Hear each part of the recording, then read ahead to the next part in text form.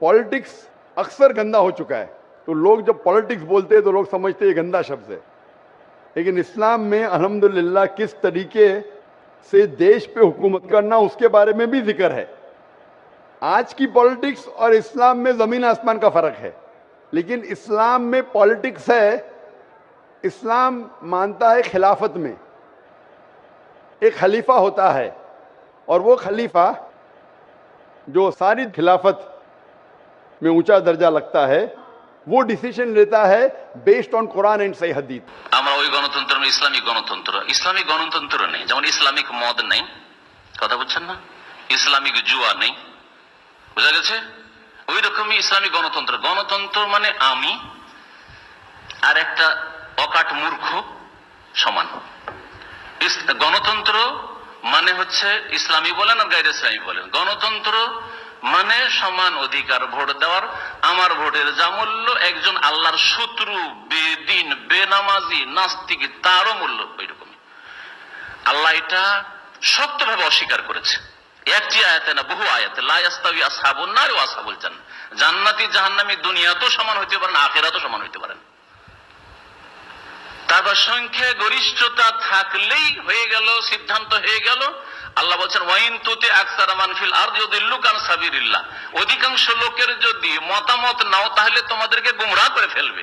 তাহলে মেজরিটি দিয়েই কোনো কিছু গঠন হবে এ কথা ইসলামে নেই, বরং এটা অস্বীকার করা হয়েছে। গণতন্ত্র ইসলামে নেই, ইসলামে আছে শুরা। শুরা মানে আমাদের মধ্যে যোগ্য লোক 10 জন বাছাই করবে, 200 লোক 100 লোকের মধ্যে আমরা ধরেন 10 জন লোক যোগ্য বাছাই করলাম, যাদের কাছে কোরআন এবং হাদিসের জ্ঞান আছে, ইসলাম সম্পর্কে জ্ঞান আছে, আমল তাকওয়া পরহেজগারিও আছে, 5 ওয়াক্ত নামাজের হেফাজত আছে, ফজরও পড়ে, মিথ্যা কথা বলে না, বেঈমানি খেয়ানত করবে না। সাধারণত এইরকম যোগ্য লোকদেরকে আমরা বাছাই করবো 10 জন, 100 জন থেকে 10 জন। আবার 10 জনের মধ্যে এখন 10 জনকে বলবো যে তোমরা তো মাশাআল্লাহ সবাই যোগ্য, কিন্তু তোমাদের মধ্যে একজনকে আমরা খলিফা করব, দেশের এই গুরু দায়িত্ব দেব, সে কে হইতে পারে, তাদের মতামত নেব। এটা হচ্ছে শুরা। আর সবাই নারী পুরুষ সৎ অসৎ কাফের মুসলিম বেদিন বেমান আল্লাহর বান্দা শয়তানের বান্দা সকলে সমান, এটা হচ্ছে গণতন্ত্র। ইসলামী গণতন্ত্র নেই। আল্লাহ মাফ করেন, মওদুদী সাহেব কুফরি বলতে গিয়ে শেষখানে সেই কুফরিতে ঢুকে পড়বেন। এইভাবে কি আর মাসলা পরিবর্তন হয় নাকি? এইভাবে পরিবর্তন একেবারে কুফরি থেকে ইসলামে চলে আসবে? একটা জিনিস কুফরি ছিল কালকে আর আজকে সেটা ইসলাম হয়ে যাবে? একেবারে ডাহা মিথ্যা কথা। সুতরাং মানুষ ভুল করতে পারে, আল্লাহ পাক তার ভুল মাফ করুক, এটাই আল্লাহর কাছে আশা করি। আমাদের অন্তরে কারো সম্পর্কে সংকীর্ণতা নেই, আল্লাহ পাক সকল মুসলিমকে মাফ করুক, আল্লাহ পাক ক্ষমা করে দেন। গণতন্ত্র নোংরাতন্ত্র এগুলো আসলে আমি ব্যক্তিগতভাবে এটা আমার পছন্দ হয় না, অ্যালার্জি আছে।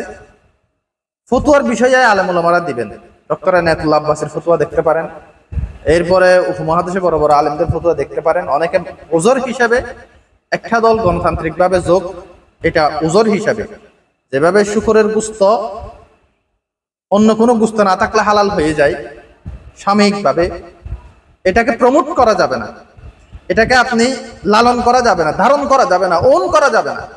সেই দৃষ্টিতে কেউ যদি গণতান্ত্রিক নির্বাচনে শরিক হন, মাফি মুশকিল, কোনো সমস্যা নেই।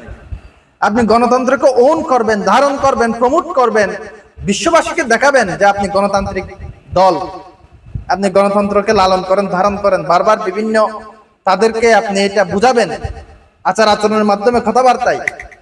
তাইলে এটা অনেকটা এরকম হয়ে যায় যে শুকরের গুস্ত খাওয়ার পরে মজা পেয়ে গেছেন, অথচ সামনে গেলে ছাগলের গুস্ত আছে, আপনি ওদিকে যাচ্ছেন না, বিশ্ববাসীকে দেখাচ্ছেন যে মাশাআল্লাহ শুকরের গুস্ত দারুণ চমৎকার, খুব মজা লাগতেছে, আমাদেরকে আরো দিতে পারেন। গণতন্ত্র এটা হলো পশ্চিমাদের বড়ি, পশ্চিমাদের সাপ্লাইকৃত সরবরাহকৃত একটা প্রোডাক্ট, এটা শুকরের গুস্ত। এটা যখন আমরা মজা পাইলাম তাদেরকে আবার খুশি করার জন্য মাশাআল্লাহ শুকরের গুস্ত যে এত শক্তি হয়, এত আনন্দ, এত মজা, আমরা তো আগে জানতাম না। এইভাবে যদি আপনি শুকরের গুস্ত খান হবে না। ফামানি তুররা গায়রা বাগিন ওয়ালা আদিন, কোরআনের আয়াত। কেউ যদি সংকটাপন্ন হয়, খাওয়ার মতো কিছু নাই, জান বাঁচানো ফরজ, গায়রা বাগিন ওয়ালা আদিন, সীমা লঙ্ঘন করতে পারবেন না, বিদ্রোহ করতে পারবেন না, অর্থাৎ ওইটাকে বিধান হিসাবে হালাল হিসাবে একেবারে আপনি ধারণ করতে পারবেন না। এবং এখানে যতটুকু ফ্যাট বাঁচানো যায় অতটুকু খেয়ে সামনে ছাগলের গুস্ত অনুসন্ধানের জন্য অগ্রসর হতে হবে আপনাকে। আপনি তো গণতন্ত্র পেয়ে মহা খুশি, এবং যারা পশ্চিমারা আছে, ভারতীয়রা আছে, তাদেরকে নিজেদের গণতান্ত্রিক দল এটা প্রমাণ করার জন্য আপনি উঠে পড়ে লেগে গেছেন এবং ইসলামী লেভেল লাগাইছেন, ইসলামী গণতন্ত্র। যাই হোক, এগুলো জটিল মশলা। আমি এই ক্ষেত্রে আমার এলম সীমিত, জ্ঞান সীমিত, আমি জাস্ট একটা উদাহরণ দিলাম এবং বড় আলেমদের একটা বক্তব্যকে তুলে ধরলাম। গণতন্ত্র হালাল হারাম এটা আলেম ওলামারা বলবেন, আলেম ওলামাদের সাথে বসেন আপনারা। এই যে গণতন্ত্র পশ্চিমাদের, তাদের মূল টার্গেট হলো ডিভাইড অ্যান্ড রুল। একই দেশের নাগরিক, সবাই মুসলমান, কিন্তু আজকে হানাহানি মারামারি।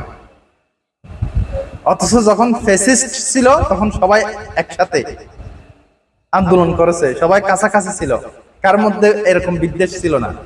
ফ্যাসিস্ট চলে গেছে, এখন আবার বিএনপি জামাত মারামারি চলতেছে, হানাহানি, একবার আবার জামাত আর সরমুনায় হানাহানি। এই যে এগুলো সব নোংরা তন্ত্রের ফসল। যদি কোনো কারণে জামাত চলে যায়, বিএনপির দুই গ্রুপ মারামারি দিবে। যদি কোনো কারণে বিএনপি মার্কেট থেকে আউট হয়ে যায়, জামাত কোনোদিন ক্ষমতায় যায় এবং দেশে আর কোনো দল নাই, জামাত পার্ট 1 পার্ট 2 হবে, পাকিস্তানে যেরকম হয়েছে। জামাত তখন হানাহানি মারামারি দিবে।